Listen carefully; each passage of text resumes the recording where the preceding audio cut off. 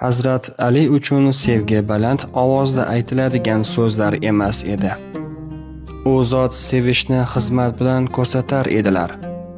Fatima onamiz uchun ham muhabbat bezak emas edi.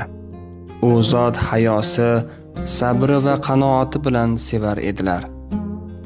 Ularning uyida ba'zan non kam bo'lar edi, lekin baraka hech qachon ketmas edi. Chunki bu uyda sevgi Alloh uchun barpo qilingan edi. Ali radhiyallohu anhu jangdan charchab qaytganlarida Fatimaning sokin nigohi unga tinchlik bo'lar edi. Fatima onamiz holdan toyganlarida esa Alining sukutdagi yordami uning yelkasiga suyanch bo'lar edi. Ular bir-birini og'ritishdan qo'rqar edilar.